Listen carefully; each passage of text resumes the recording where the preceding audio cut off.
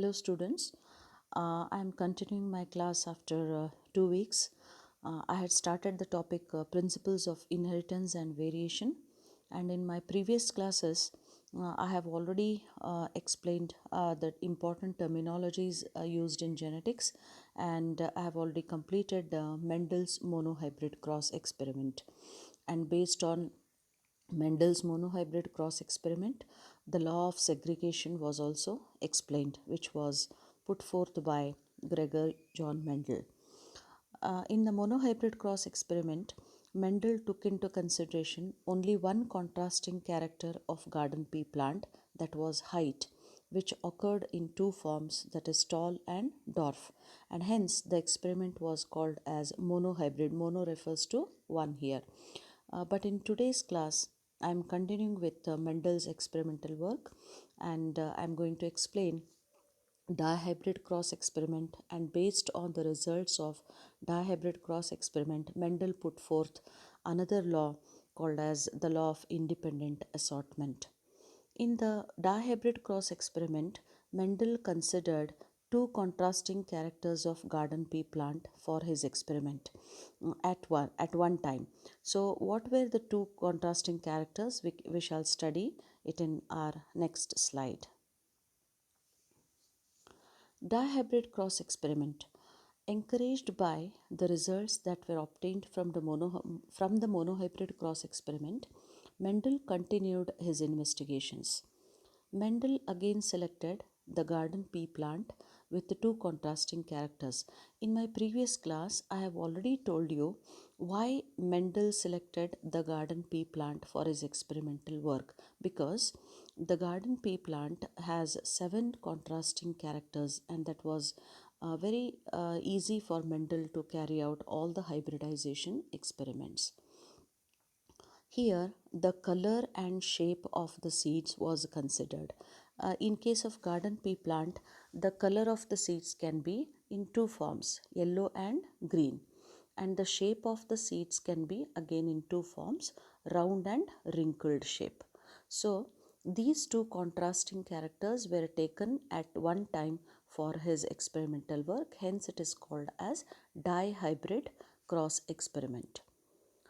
A cross between two homozygous individuals. Here it should be TOO2.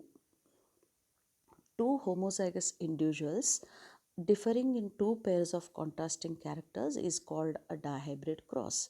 Example, yellow and green color of the pea seeds are a pair of alleles, and round and wrinkled shape of the pea seeds are another set of alleles. The term alleles means contrasting forms. So in this diagram, you can see the shape of the seeds and the color of the seeds. So this indicates yellow color and round shape, and this indicates green color with a wrinkled shape. So this is the diagrammatic representation of Mendel's dihybrid cross experiment. In my next slide, I am going to explain the experiment with the Punnett square, and that is called as a schematic representation of Mendel's experiment. So, explanation of Mendel's dihybrid experiment. A homozygous pea plant. So, you already know the term homozygous. Homozygous means pure breed, that is, the genes here are same. So, any given character is controlled by a pair of factors. So, if green color, if the shape of the seed is round, we have taken the alphabet R, capital R. So, capital R represents gene for round shape, and capital Y represents gene for yellow color.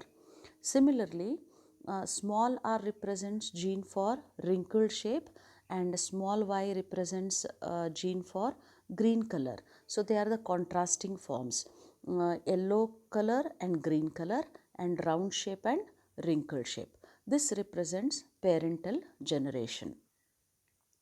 The offsprings produced in the next generation. So that is F1. F1 refers to first filial generation. We're having round seeds with yellow color. So here the genotype is capital R, small r, and capital Y and small y. So this is the genotype, and the phenotype of the offspring is the plant having round seeds with yellow color. That indicates round shape is dominant over wrinkled shape, and yellow color is dominant over green color. In breeding of F1 generation plants produced F2 generation. What is the meaning of inbreeding? Inbreeding refers to self-pollination. So Mendel carried out self-pollination of F1 generation plants to get F2 generation.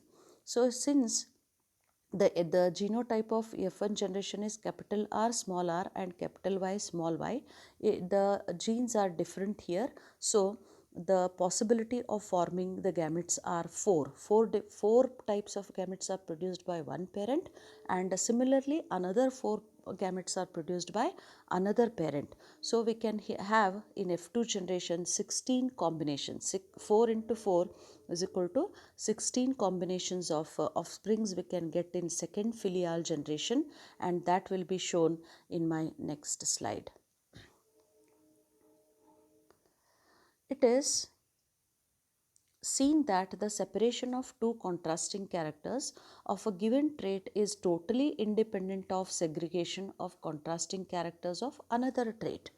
Thus, genes for the characters like round, wrinkled, yellow and green do not intermix but separate and assort independently. So I will explain it with the help of Punnett square. Punnett square is also called as checkerboard. In F2 generation, altogether 16 different combinations as shown in Punnett square are produced. So here this is the Punnett square, or it's called as checkerboard. Let me explain. This is called as parental generation with having phenotype round seeds with yellow color, and another parent is wrinkled seeds with green color. So what is the genotype here? Capital R, capital R, capital Y, capital Y. So here one character is controlled by a pair of factors. I have already told it in my previous class. So a round shape is represented by capital R, capital R. So it is capital R, and yellow color is represented by capital Y and capital Y. Similarly here small r is for wrinkled shape, and small y is for green color. So this indicates parental generation. So this parental generation produces one type of gamete, that is with capital R and small y. Meiosis takes place here, and this is the gamete produced by one parent, and this is the gamete produced by another parent, small r, small y. So when they are brought together during fertilization, the offspring produced in F1, that is first filial generation, will have plants with round shape and yellow color. So the genotype is capital R, small r, and capital Y and small y. So this indicates the first filial generation. Mendel selfed the first filial generation plants, that is self-pollination was brought out to get the F2 generation. So here the four types of gametes, see here all the genes are different. See here capital R, capital Y, small y. So the possibility of producing the gametes are four different types. Capital R, small y, capital R, capital Y, capital R, small r, capital Y, small r, small y. Similarly, four types of gametes by the other parent also. Now, these four gametes of one parent and another four gametes of another parent, they are fused during fertilization, and to get 16 combinations of springs, we have put the gametes in the checkerboard or Punnett square. So the gametes of one parent are written here, and the gametes of another parent are written here to get the combinations. So what combinations we are going to get? Let us start with the first one. So here capital R, capital R, capital Y, capital Y. So the phenotype of the first offspring is the plant with the round shaped seeds with yellow color. Second is capital R and capital Y, small y. So this is round and yellow. The third one is capital R, capital Y, capital Y. So here again round and yellow. Next one is capital R, capital Y, small y, round and yellow again. Next one, this will consider the next here gamut, this one and this one. Capital R, capital Y, small y. Next is capital R, small y.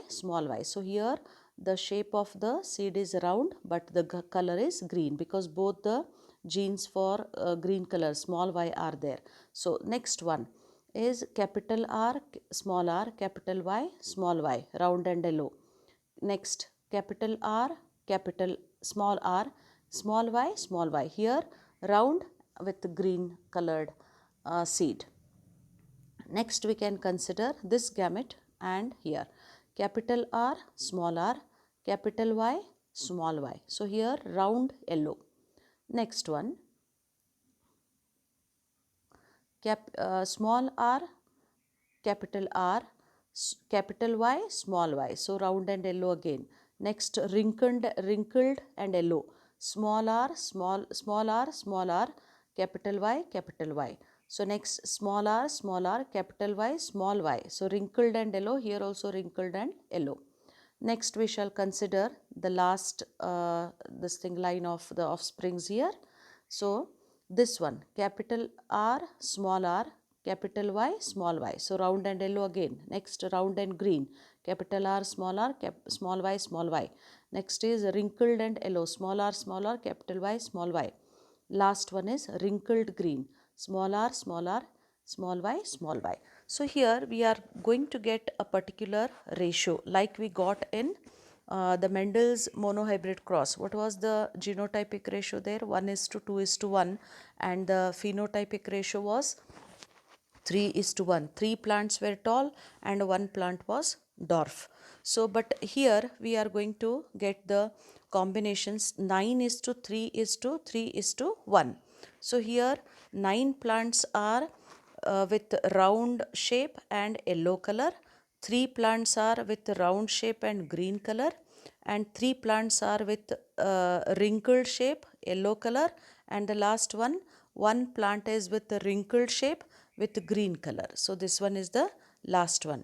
So here we get a particular phenotypic ratio 9:3:3:1. So what this is called as Mendel's dihybrid cross experiment ratio. So remember it, 9:3:3:1. So I have already explained how many 9 plants which were round and yellow, and 3 with round and green, and 3 with wrinkled and yellow, and last one is one plant was with wrinkled and green colored seeds. But the genotypic ratio here is 1:2:4:1:2:1:2:1. So this is called as genotypic ratio, but you remember the dihybrid phenotypic ratio only. So by understanding this experiment, we can come to the conclusion that the genes for particular character have independently got assorted. That is what I am going to explain it in my next slide. So here it is seen that the separation of two contrasting characters of a given trait is totally independent of segregation of contrasting characters of another trait. Thus, genes for the characters like round, wrinkled, yellow and green do not intermix but separate and assort independently. So try to go through the Punnett square again and understand how these all characters have independently got assorted and they have not intermixed with each other. So in F2 generation, altogether 16 different combinations as shown in Punnett square are produced. So this is Mendel's dihybrid cross experiment. Based on this dihybrid cross experiment, Mendel come to the conclusion With the completion of the dihybrid cross and based on observations of the experiment, Mendel put forth the law of independent assortment. So, what this law says, it states that factors for two or more pairs of contrasting characters are distributed independently of one another at the time of gamete formation. So, Mendel said that the two factors, whenever a pair of two factors, more than two factors have come into the experimental work, they have got independently assorted at the time of gamete formation. This again I can show it here. So these are the different types of the genes here, that is capital R small r, capital Y small y. So the four different types of gametes are produced, and here also four different types of gametes are produced. But during the formation of F2 generation, all the combinations of independently got assorted. So what are the combinations here? Round and yellow, and round and green, a wrinkled and yellow, wrinkled and green. So they have independently got assorted and they are never mixed. So this is what Mendel wanted to show by conducting dihybrid cross experiment, and based on this the famous independent assortment law was also proposed by Mendel. So I hope students you have understood Mendel's dihybrid cross experiment, and with this we are going to stop here, and in my next class I am going to deal with the next the law of incomplete dominance in my next class. Thank you students, we'll meet again. Thank you.